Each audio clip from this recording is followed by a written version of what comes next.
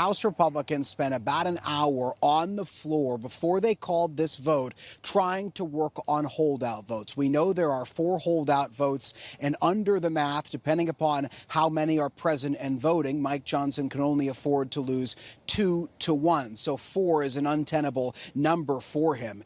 It appeared that at least not enough of those holdout votes got to yes. Ultimately, Republicans appeared to cancel this vote. We saw members streaming down these stairs, getting into their cars here and leaving the Capitol, only to be told just about 15 to 20 minutes later, maybe even less than that, to come back because House Republican leadership were putting the vote back on. It's unclear if they have flipped enough holdout votes. Again, that vote is happening now as we speak to actually pass this budget. We know for a fact, because we just talked to one, that they did flip one holdout vote. Congressman Warren Davidson told me just moments ago he did vote yes. He got guarantees on spending cuts. He got other guarantees on government funding, which is going to be a fight for Congress come March. Again, unclear if they got enough holdout votes to flip, but certainly GOP leadership in the House appearing more optimistic because they looked like they were canceling this vote, and then they were putting it back on. We saw members flagging down cars trying to stop people from leaving here, Lindsay. Again, high drama.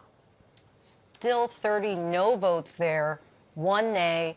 You said that there were 4 holdouts. You talked about the one who has kind of changed his tune here. Who are the other 3 holdouts? So they are Victoria Spartz, Thomas Massie, and forgive me, why am I losing my train of thought? I totally Victoria put you Spartz, on the Thomas spot Massie, here. Warren Davidson. No. Victoria.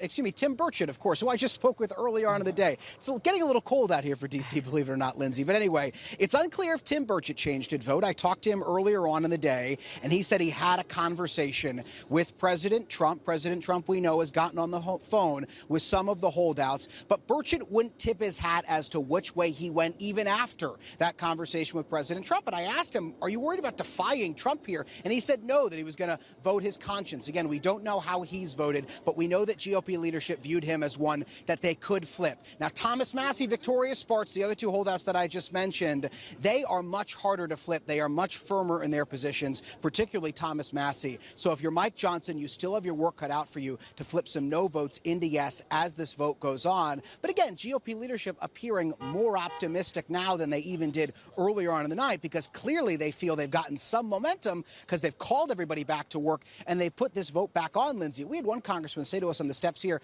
that he was home. He was getting into his pajamas before he got called back here. I asked Speaker Mike Johnson just before this vote, if this vote fails, will you lose the trust of President Trump? Because Mike Johnson had said to the president, give us the ball, let this run the ball over the goal line, let us pass this budget for you. He said no. He thinks even if this vote fails, he believes he's not going to lose the trust of the president, Lindsay.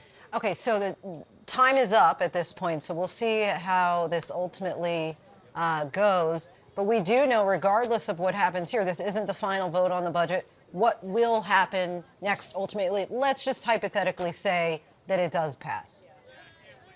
Yeah, it kicks off the budgeting process. So the Senate then would have to pass this budget blueprint because, again, this is not the final budget. This is just the blueprint that when it gets approved, if it gets approved, kicks off the budgeting process and starts this months-long process of various committees in the House formatting the budget and, frankly, formatting the cuts that House Republicans want to make to the various federal agencies that are under the purview of those committees. Now, House Republicans have set a goal in this budget of $2 trillion of cuts across the federal government. And what Democrats have pointed to is the fact that you can't achieve those cuts in their view, and the math really adds up to this effect, without sizable cuts to entitlement programs or safety net programs. Those are Medicare, Medicaid, and Social Security. Republicans have promised up and down that they're not going to touch Social Security and they're not going to touch Medicare, and that leaves Democrats to say that they are bracing for sweeping cuts to Medicaid, which is that program, again, that health insurance program